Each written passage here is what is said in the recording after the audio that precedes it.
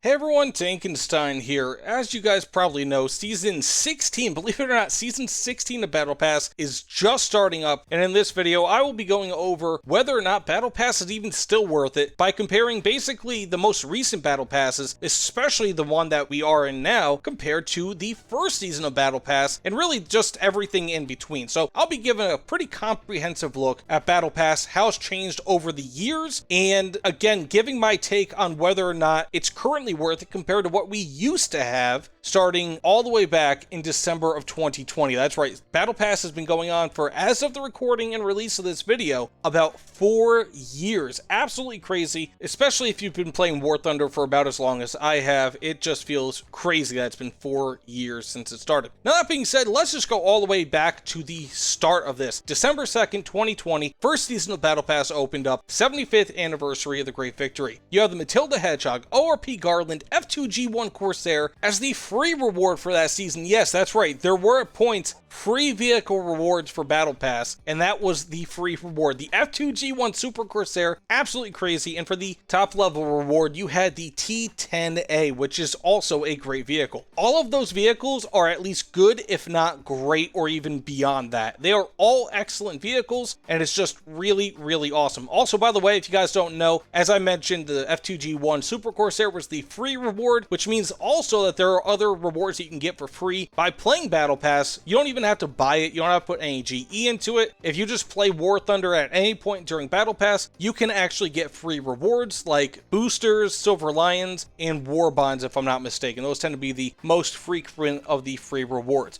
But for the most part, other things like profile pictures, decorations, decals, and most vehicles are earned by paying for Battle Pass, which is 2,000 GE for the base level and 2,500 GE if you want the first 15 levels already researched, so that you can just kind of start on level 15 when you start. So that being said, that's pretty damn crazy though. Season 1 of Battle Pass, Hedgehog, Garland, Super Corsair, T10A. Let's jump to the Season 16 that we are currently in. That is Skilled Marksman. We have the PBM 5A Mariner and the Shalef V1. That's it. Those are the two new vehicles that you can earn via Battle Pass. And if you guys didn't know, this is actually the first season of Battle Pass in which you can only earn 2 brand new vehicles. And in this season of Battle Pass, instead of getting a regular new coastal or hopefully blue water vehicle like you could in the past, rather what they're doing is they are giving you a loot crate in which you can earn one of 4 different previous naval rewards. And if you already own all 4 of them, then you'll just get silver lines. I'm not entirely sure how many silver lines you can get, but if you do know, let me know in the comments below. I'm sure most people would be interested in that. So that said, you are just getting basically 2 rewards, and also in lieu of another vehicle. So again, there were 4 rewards at one point. Gaijin is giving out 10 days of premium time. Instead of the free reward, you get 10 days of premium time, which some people might like, but as far as I could tell, most people do not. Otherwise, you do still get the same, pretty much the same levels of decorations, profile pictures, so on and so forth. It seems like the profile pictures, however, are AI generated. Some of them do seem a little bit funky in some ways, especially this one for the Skilled Marksman. But that being said, you get 2 vehicles now. Let's just kind of jump back to, I don't know, Season 7, Armored Elephant. And you can get the HMS Cadiz, which was a destroyer blue water vessel. You can get the F6C-10NA, which was basically a French recon variant of the Mustang. And of course the Elephant, which by the way, I really wish that they had released as a premium GE variant of the Ferdinand. That is something that people have been wanting pretty much since the start of ground vehicles in War Thunder, almost 10 years prior to this season of Battle Pass. And if they had released that as a GE vehicle, I felt like it would have been much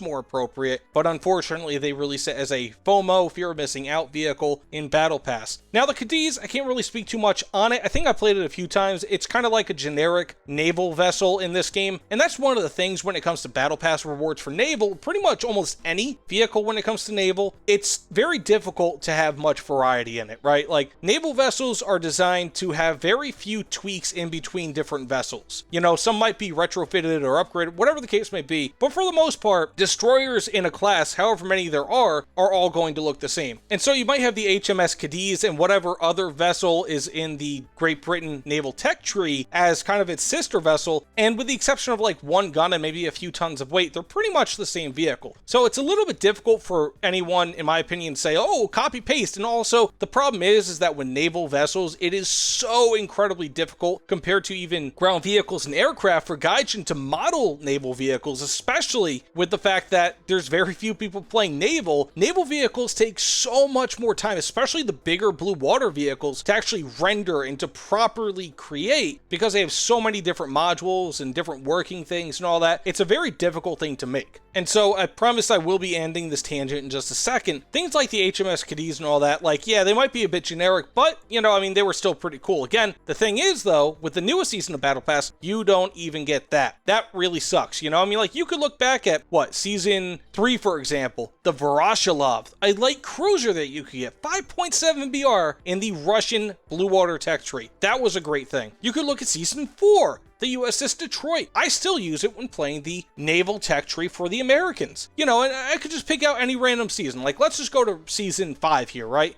PT-7657. You can get yourself that from Season 5. You guys probably know the PT-7657. It is ridiculous. The LVT-440, which is a French vehicle. It's pretty much like a lower BR, worse version of the PT-7657 in the French ground tech tree. And of course, you have actually probably the biggest stinker of all time for any vehicle in War Thunder, the Beaufighter Mark I 40mm, because it has two totally different 40mm guns, which have totally different muzzle velocities. This was actually a test bed that probably should never have come into War Thunder, but it did. Now, that being said, again, when it comes down to it, we've went from Season 1 through Season 6, 4 vehicles. Then you had Season 7 through Season 15, you had, or 3 vehicles rather. So Season 7 through Season 15, 3 vehicles and 10 days of premium time. Brand new vehicles. And now, with Season 16, we have 2 brand new vehicles. And even though the PBM-5A Mariner, I think, is actually a pretty cool addition to War Thunder, and is actually a pretty decent addition for a Battle Pass, as is the Shalef V1, they aren't really incredible, right? Like, there's not really a standout vehicle. Personally, I would much rather have the F2G1, you know, like, than either of these vehicles. I'd rather have the F2G1 by itself than both of these vehicles, and these are both paid vehicles. You have to buy Battle Pass in order to get the PBM-5A Mariner and the Shalef V1. Whereas Season 1, the F2G1 Super Corsair was the free vehicle. And if I'm not mistaken, in Season 2, the ITP-M1, which you guys probably see all over the place, was the free vehicle for that season. It might have been the T-55E1, correct me if I'm wrong, but I believe the ITP was the free vehicle for Season 2. It's just absolutely crazy to me that we went from that sort of thing to where we are now, where we have 2 vehicles in Battle Pass. Now, bear in mind, Battle Pass still only costs 2,000 Golden Eagles, and it lasts for a minimum of 13 weeks. So basically, 2,000 Golden Eagles, it's more or less like $12 or $13, if I'm not mistaken, USD, which isn't nothing, but at the same time, at least for many people playing War Thunder, it's not all that much. And for $12 or $13, basically, for all the premium rewards, like all the additional Silver Lions, like all the additional backups, boosters, all the additional war bonds, which, by the way, you can get free vehicles via the war bond shop, which is substantially easier once you buy yourself the Battle Pass. You get all of those random things, which essentially amounts to millions of Silver Lions, if I'm not mistaken, correct me in the comments below. A few premium vehicles, which, again, unfortunately, we don't get 4 premium vehicles, or at least 4 different vehicles of any kind at this point. We only get the 2 brand new ones, and maybe a third if you don't already have what they give in the loot crate that they're going to give you if you reach that point in Season 16. And of course, you can get the decorations, which, by the way, I think the Season 16 decorations are pretty slamming, especially for somebody who likes history. The Davy Crockett, which basically a bazooka nuke, if you will, like a Banuka, which was just absolutely, I think it was the smallest nuke ever made, and you can put that on your ship, which is just really, really cool. And other seasons of Battle Pass have similar really cool decorations. So I don't really know if the decoration quality has gone down, the decal quality has gone down. I might argue that the profile picture quality has gone down because, again, it seems like the newest seasons of Battle Pass are very AI generated looking, especially the newest one. The skilled marksman profile looks like it's gone down in quality. So the decorations for the most part have stayed up in quality. I think for the most part the decals, because they represent different regiments, brigades, divisions, all these different groups in armies, I feel like for the most part they're still pretty damn good. So you have these kind of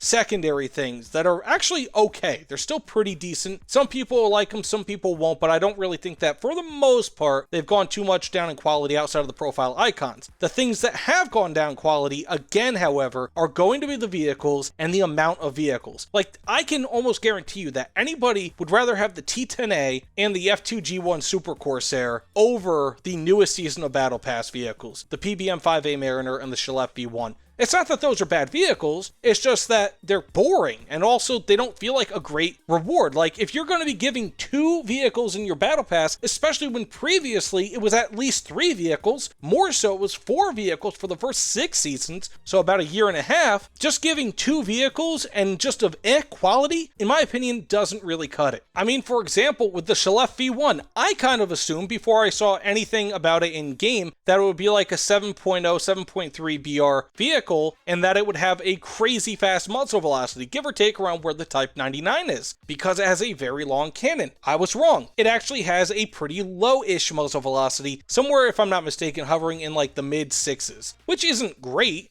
It's not bad. I mean, it's not atrociously bad. It's pretty par for the course for this sort of thing. But again, it's not really all that great. Like, the Type 99 pretty much beats the Shalef V1 in every way outside of probably armor, because the Shalef, as you guys might know, has the Merkava Mark I chassis, which is really, really nice, whereas, of course, most artillery vehicles do not have anywhere near that level of protection. But besides that, it's just kind of like an inferior vehicle, because most people are going to be shooting the turret anyways, and that's not going to be well protected. So it's just, you have this really, really weird thing where it feels like the quality of the vehicles has gone down. Does it mean that they're not interesting? No, I wouldn't say that at all. I think the PBM-5A Mariner is a very interesting vehicle, but what's it going to do, right? Like, in air battles, you might be able to get to a base, but in naval battles, where it's implied that you should be playing this thing, being that it is, of course, a hydroplane, you're not going to be able to do anything. Most vehicles, most ships have ridiculously accurate, especially like AI ships, have ridiculously accurate aiming when it comes to attacking aircraft. And so